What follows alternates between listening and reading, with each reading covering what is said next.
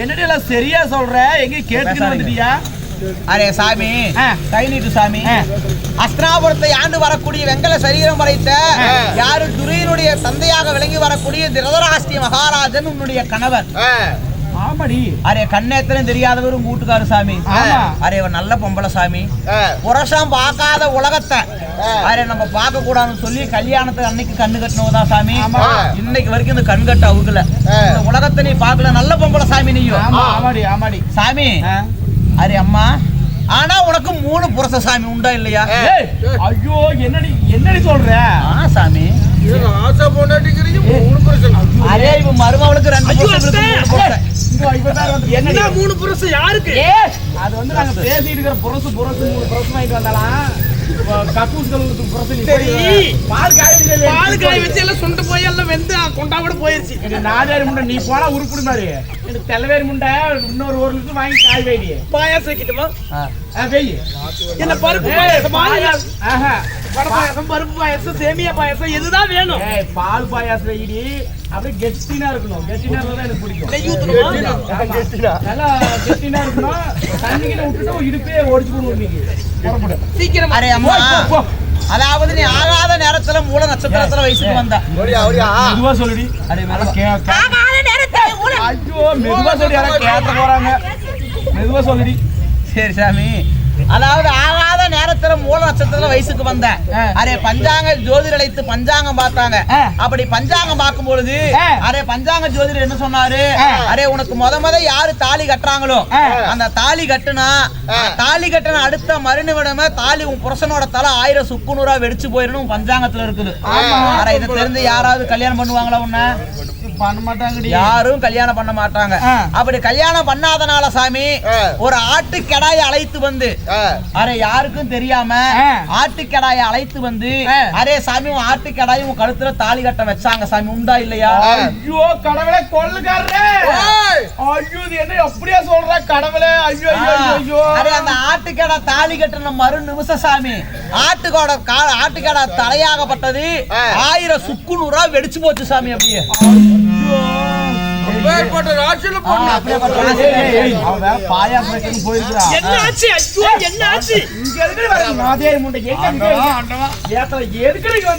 தண்ணி ஊத்திட்டேன். பாயாசத்துக்கு எல்லாமே ஜவரிசெல்லாம் போட்டுட்டேன்.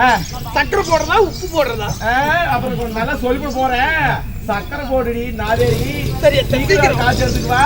இங்க பொழுது இங்க என்ன வேலை உனக்கு? என்ன சொல்லிட்டு இங்க நாங்க பேசுறீங்க என்ன உனக்கு வேலை? அரே அம்மா, சரி சார், அதனால உனக்கு முத புருஷன் ஆட்டுக்கடாய்.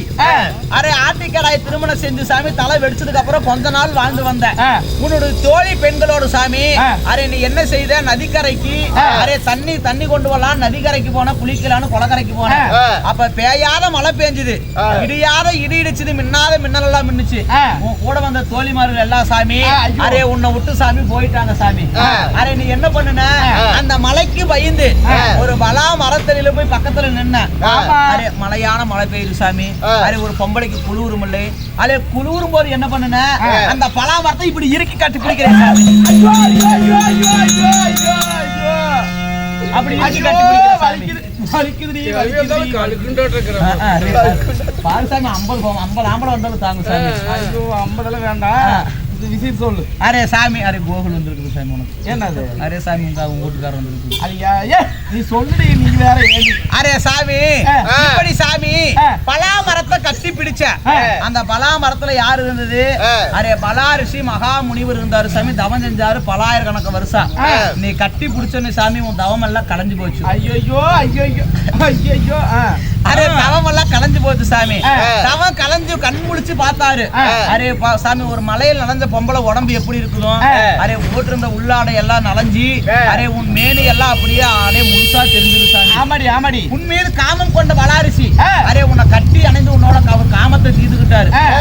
நீ கேக்குற ஏன் சாமி நான் இன்னும் கல்யாணமே ஆகல, கண்ணி கழியும் முன்ன என் கண்ணி கற்பனைங்க கெடுத்துட்டீங்களே அப்படின்னு நீ அழுது போலமானா பலாரிசி கிட்ட.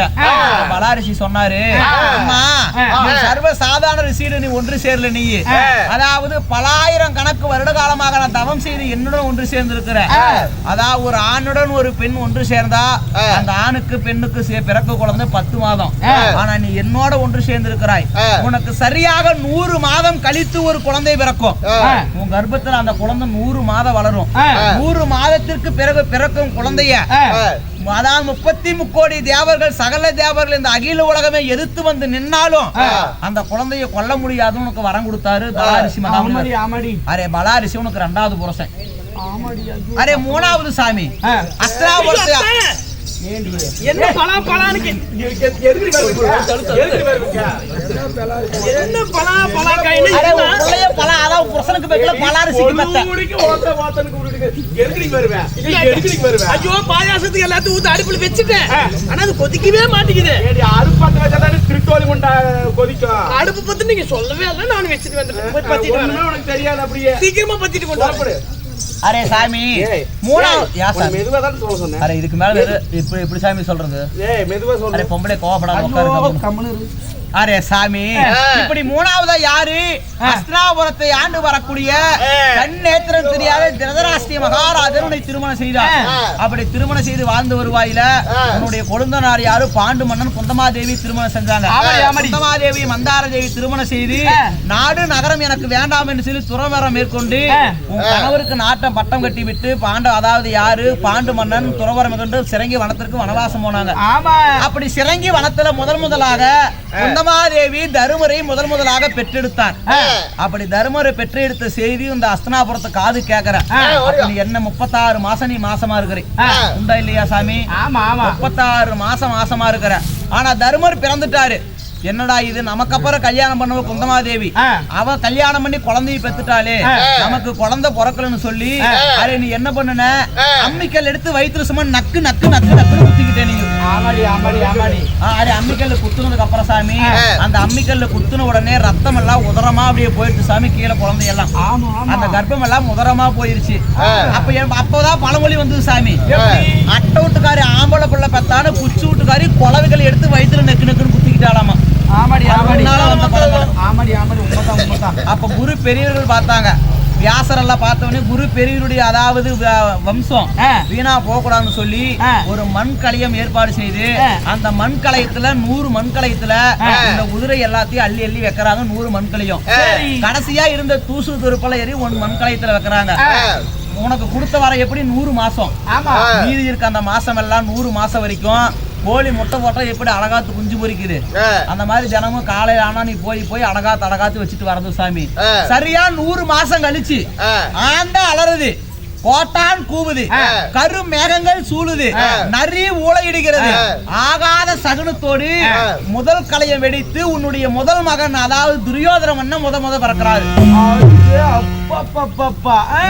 சாமி அதற்கு பிறகு வரிசையாக 100 ஆண் குழந்தைகளை பெற்றெடுத்த 101வது அந்த தூசு திரும்ப எடுத்து வச்சதுனால ஒரே ஒரு பெண் குழந்தையை பெற்று யாரு திருவண்ணமாதுன்னு பேரு வச்ச உன்னுடைய பிள்ளைக்கு.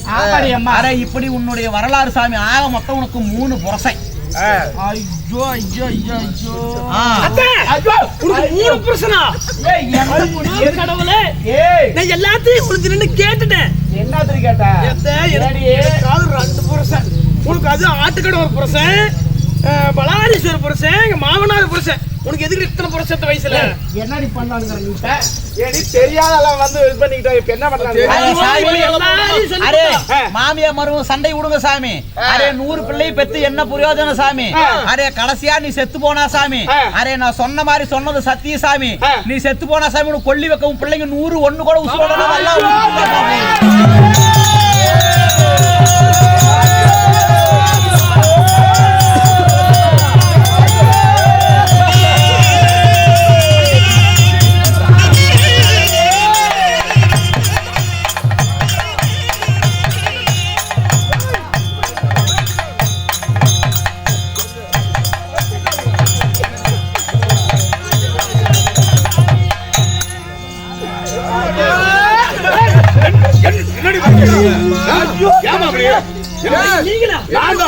என்னடி ஆச்சு? என்னமா சொன்னாலே சரியா இருக்கு. செத்து போயிருன்னு சொன்ன சரியா இருக்குமே. எந்த எங்க செத்து போயிட்டா நான் யாரையா பாப்பேன்? ஒரே ஒரு பையனு மகனே பையா யாரையும் கூப்பிடுவேன் இன்னைக்கு பார்த்து போகணும் என்னைக்குதான் யாரு வந்தாங்க வீட்டுக்கு? ஒரு குறைச்சி வந்தா அப்படியா? எல்லாத்தையும் சொல்லிட்டா கடைசியா சொன்னா உன்னுடைய கணவனோடு சேர்த்து 100 கௌரவர்களும் 18ஆம் நாள் பாரபோர்களிடத்திலே மாண்டு மனித விடுவார்கள். வீட்டுல வலிச்சு மாதிரி வீடு வலிச்சு விடா போயிருந்து சொல்லி சொல்லிட்டு போயிருக்கிறான். எங்க அந்த குறத்தி? தங்கிதான் நிக்கிறேன். என் புருஷன் சொல்லி பாக்கலாம். சாமி ஆமா நீங்க சற்று ஓரமா இருங்க. பாத்து எங்க அம்மா சிமானந்தம் பாடி சீக்கிரம். அரே வா சாமி நக்குசா. வணக்கம் வணக்கம். இதோ இந்த அஸ்னாவர நாட்டுக்கு வந்திருக்கின்றாய். நீதான் குறத்தியா? ஆமா சாமி. என் தாயிடத்திலே குறி சொன்னாயாமா? சொல் குரு. அரே சாமி உனக்கு பாக்குறதா சாமி? அரே உனக்கு பாக்குறதா? ஏய் நீ உட்காராத நின்னுட்டே பாரு. அரே அந்த கை நீ தெரியல எதுவுமே நேரா இருக்குமா? நீங்க எல்லாம் கோணமா இருக்கு. அது அப்படிதான் இருக்கும். நல்ல கை இருந்தாலும் நெல்விதையை தான் பரப்பி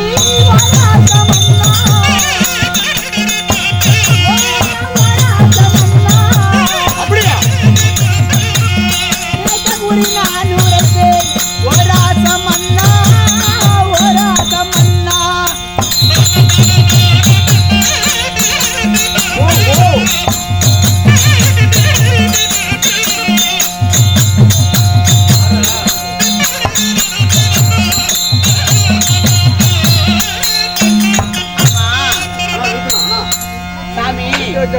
அஸ்தினாபுரத்தை ஆண்டு வரக்கூடிய வெங்கல சரிகரம் படைத்த யாருக்கும் சிற வணங்கா முடிபெற்ற துரியோதன மன்னனுடைய பேரு.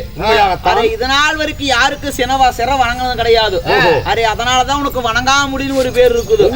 ஆனா கர்வத்துல அகம் கொண்ட கர்வத்தால இந்த தலை உன்னால குமிய முடியல நினைக்கிறியா சாமி? அரே சின்ன சிறு வயதா இருக்கும் போது அரே பீமா அடிச்சா புடனில ஓங்கி ஒரே அடி அடிச்சா சாமி. அப்ப இருந்து இந்த எலும்பு புடிச்சுக்கிச்சு உன்னால குமிய முடியாது. அரே அத நீ ஒரு பேரு வைக்கிறதுக்காக யாருக்கு நான் வணங்க மாட்டேன்னு சொல்லி பெருமை பீத்திட்டு இருக்கிறேன். சரி அரே சாமி இது உண்டு. இப்படி இருந்து சாமி அரே பங்காளிகள் நீங்கள் அதாவது யாரு கௌரவங்கள் நீங்க 100 பேரு, பாண்டவர்கள் 5 இந்த நாடு நகரத்து மேல ஆசைப்பட்டு அதாவது நாட்டை சரி பாதியா பிரிச்சா அதாவது பாண்டவர்களுக்கு பாதி நாடு கௌரவர்களுக்கு பாதி நாடுன்னு சொல்லி அரே பேராசை கொண்ட நீ அவங்கள கொல்லுன்னு சொல்லி அதாவது நீ எண்ணற்ற வஞ்சங்கள் செய்தாய் பாண்டவரை கொல்லுன்னு சொல்லி. உண்மையாகத்தான். என்னென்ன வஞ்சங்கள்? ஏராளமான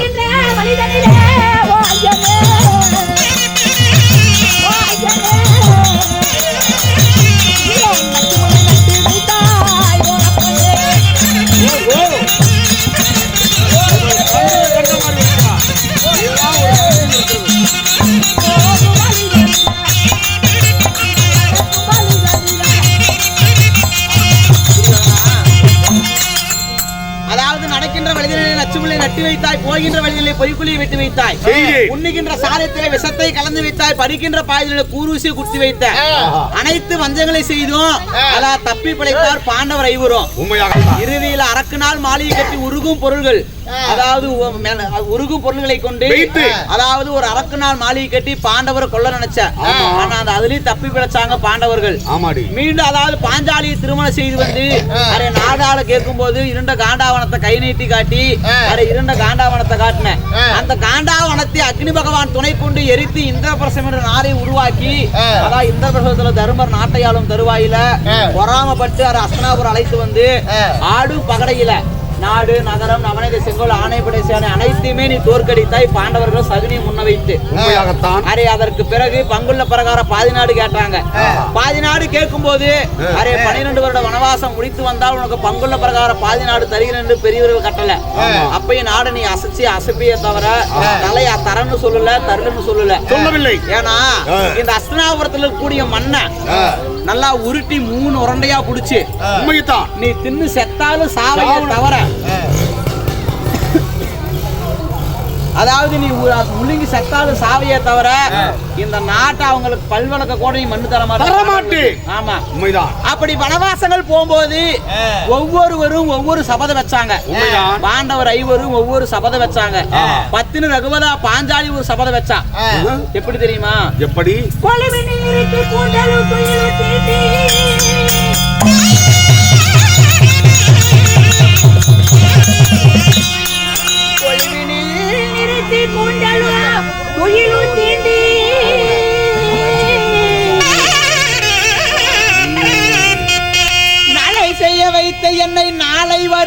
போர்க்காலத்தில்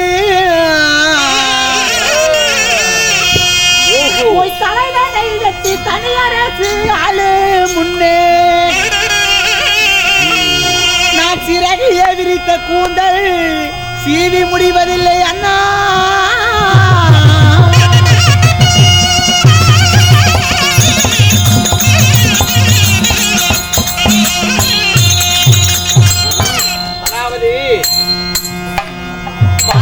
சபைதனிலே 10 பேர் தானறிய பத்தினின்னு பார்க்காம என்ன மானபங்க செஞ்சு நினைச்ச என்ன உன் தொடையில அமர நினைக்க அமர வயசுக்கு அமருக்கு நினைத்தாய் தர சண்டால துரியோதனா. இப்ப நான் சபதை வச்சுட்டு வனவாசம் போறேன். எப்படி தெரியுமா? 18 நாள் பாரத போர் நடக்கும். அந்த 18ஆம் நாள் சண்டையில என்னுடைய சிறிய கணவர் யார்? பீமன்.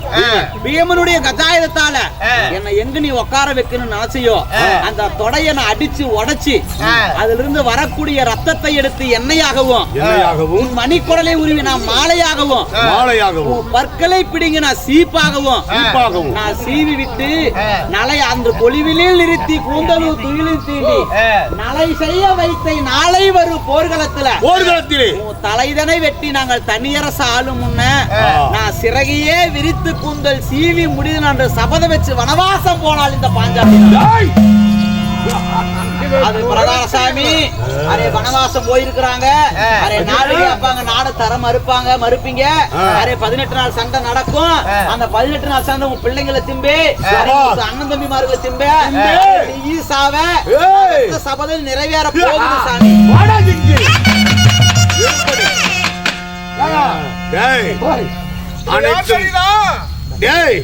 இவளை பத்தி நான் புரிந்து கொண்டு இவ யாரு மலஜாதி குரத்தி கிடையாது. அந்த மைக்கன் தேவடியா அந்த பாஞ்சாலி இவள் போலதான் இருக்கிறது. அவன் நடையும் அவ உடையும் பார்க்கும் பொழுது தெரிகிறது. முடிஞ்ச கட்டா கம்பத்துல நடுடி பார்க்கலாம். நடுடி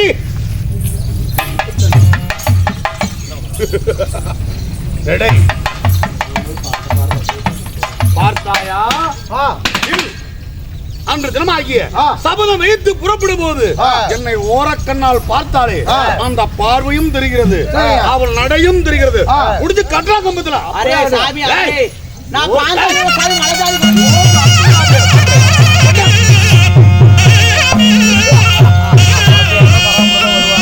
பார்க்கலாம். இதோ இவன் மலஜாதி குரத்தியாக இருந்தா தன்னுடைய கணவன்மாரெல்லாம் வருவாங்கல்ல, யார் என்று பார்ப்போம். ஐயோ, சபதம் பாஞ்சாலி வைத்து வனவாசம் போனால் சொல்றதுக்கு பதிலாக நான் சபதம் வைத்து ஒரு வார்த்தை, தவறான வார்த்தை சொல்லி இந்த வாக்கில் நான் மாட்டிக்கொண்டேனே. பாஞ்சாலி தான் என்று நினைத்து என்னை கட்டி வைத்து விட்டான். நான் என்ன செய்வேன், ஏது செய்வேன்? அண்ணா மாயவா கண்ணா,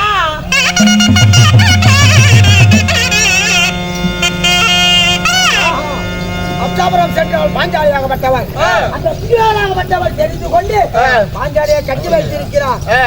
விட்டால் அந்த சென்றவரை செய்து உடனே அர்ஜுனத்திலே சென்று வளர்த்தியாக பரவலாக உருவத்த மாதிரி அப்சாபுரத்திலே தூளாக செய்ய வேண்டும்.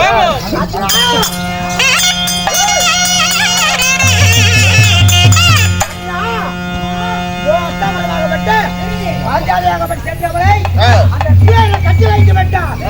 ஒரு பரவலாக சென்று அஸ்தாபத்தில் இருக்கக்கூடிய முன்னோர்களை அடித்து தூளாக செய்து விட்டுலாம் போ.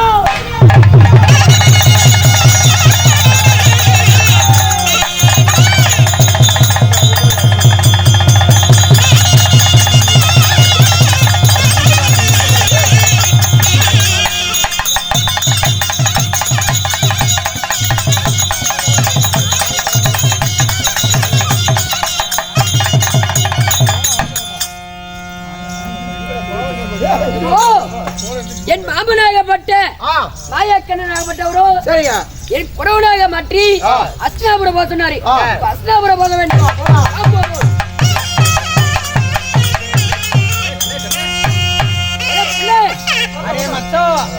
என்ன பண்ற? அரே சாமி, அஸ்தனாபுரம் குறிப்பாக வந்தே சாமி. சரி. அரே வந்தவன சந்தேகப்பட்டு கட்டி போட்டு கை தொட்டு அடிச்சு கட்டி போட்டுட்டா சாமி. கை தொட்டானா? அரே என்ன கை தட்டால அவன் கொண்டாடி தூக்கி போட்டு ஓடு சாமி. நீயும் ஓகே முட மாட்டு பாரு. அட பொண்டாட்டி கட்டி வச்சிருக்கேன் மணி நான் தான் கட்டி வச்சேன். யாரா? முடியாதா ஏய், முடியாதா தண்டை செய். இந்தாயா பொண்டாட்டி பொண்டாட்டி கட்டி போட்டு இல்ல பொண்டாட்டி கட்டி போட்டு இல்ல என்னங்க செய்ய போற விடுங்க இருங்க, நான் பாத்துக்கிறேன். பொண்டாட்டி கட்டி போட்டு இல்ல இப்போ பொண்டாட்டி என்ன பண்றேன் பாரு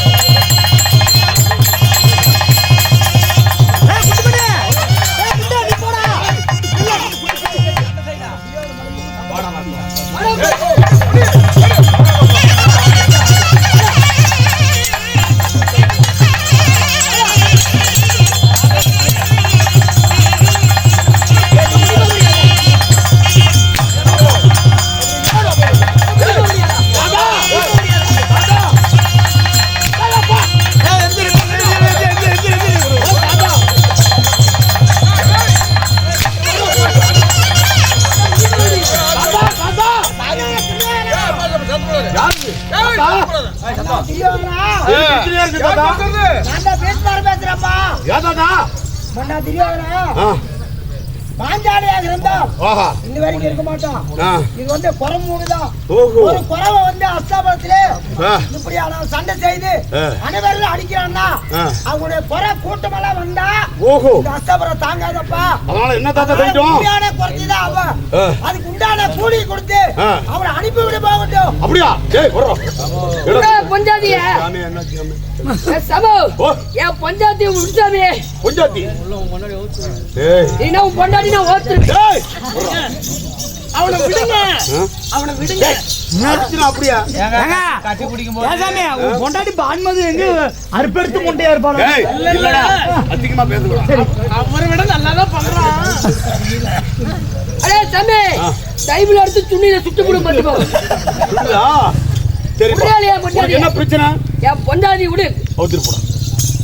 என் பொண்டாட்டி ஏய் திரும்ப கூடாது. ஏய் சும்மா போ. அரே சாமி அரே அரே எங்க போறது சாமி? அரே சாமி அரே ஒரு ஆளு ரெண்டு ஆளு மூணு கூலி பாத்துருக்குது நானு. ஓஹோ. அரே கூலி பாத்துருக்கு சாமி கூலி கூட எனக்கு. கூலி. டாடி என்ன வேணும்?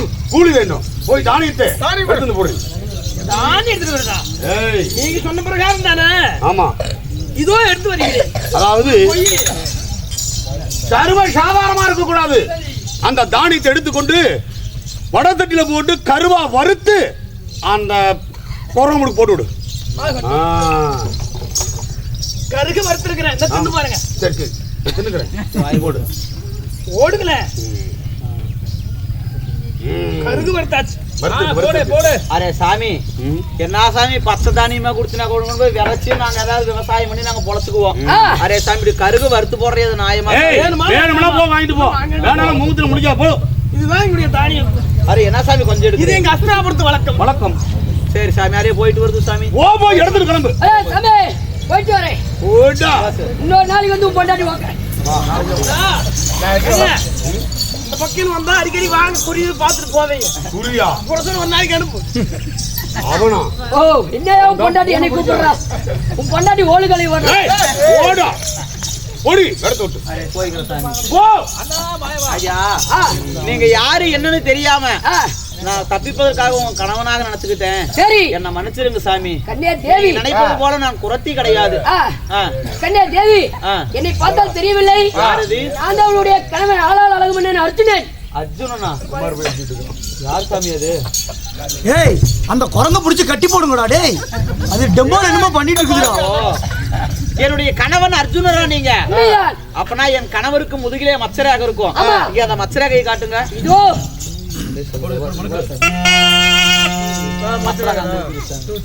சரி இது அண்ணனை போய் பார்ப்போம். அண்ணா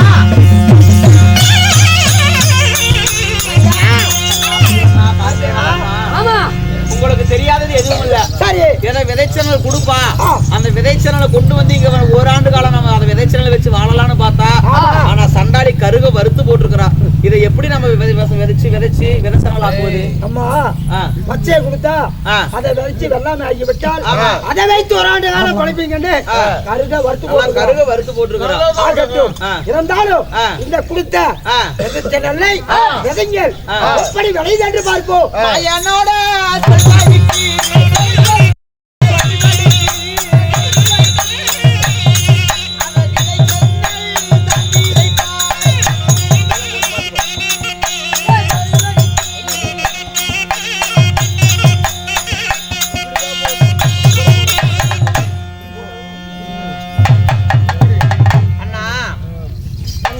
இதோ இந்த மாயனுடைய வார்த்தை கேட்டு இந்த விதை சேனல்ல வருத்தேன், அதாவது விதைத்தேன். விதைத்து நல்லா தளதளன்னு வளர்ந்துருக்குது. ஆனா ஒரு அதிசயம், ஒவ்வொரு நிறத்தோடு இருக்குது. கருகி நிறத்தோடு இருக்குது, செந்நிறத்தோடு இருக்குது, வெள்ளை நிறத்தோடு இருக்குது. இப்படி ஒவ்வொரு நிறத்தோடு இருக்குது. என்னன்னா அதிசயமா இருக்குது. தங்கா எதுவுமே கருக வறுக்கும் போது எல்லாமே கருகி வரனால் வறுக்கும் போது கிடையாது. பாதி வந்து இருக்கும், பாதி வேகாம இருக்கும், பாதி கருவி இருக்கும், முழுசாவும் கருவி இருக்கும். அப்படிப்பட்ட இந்த தானியங்களாகப்பட்டது 9 வகமாக இதோ விளைந்திருக்கிறது. அதாவது 9 வகையான தானியங்கள் விளைந்திருக்குது. இதோ ஒரு தானியமாகப்பட்டது செந்நிறத்தில் விளைந்திருக்குது. அது என்னது? அம்மா அது செந்நிறமாக இருக்கிறது. அது தட்டப்பயிராக இருக்கட்டுமே. இதோ வெள்ளை நிறத்தோடு ஒன்று இருக்குது. ஆமா, வெள்ளை நிறத்தோடு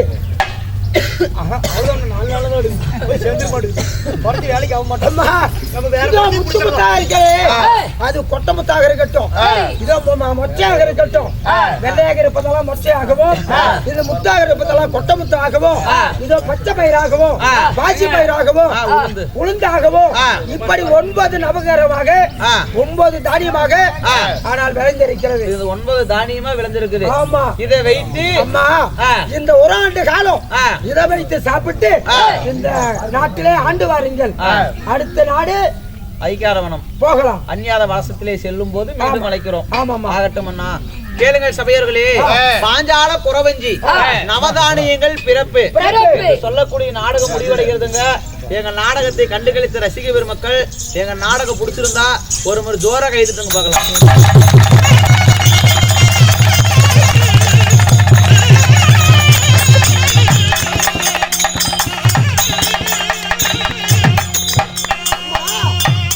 அப்படி 9 நவகாரகமாக தானியமாக விளைந்திருந்தாலும் நாளை வரும் கலியோகம் பிறக்கும். அந்த கலியோகத்திலே மக்கள் எல்லாம் ஒன்றாக சேர்ந்து இந்த தானியத்தை நவதானியமாக எந்த ஒரு காரியத்துக்கு நல்ல காரியத்துக்கு கட்டினால் அவங்களுடைய குடும்பம் ஆகப்பட்டது என்றுமே சிறப்போடு வாழ்வாங்க. நாங்க போயிட்டு வரோங்க.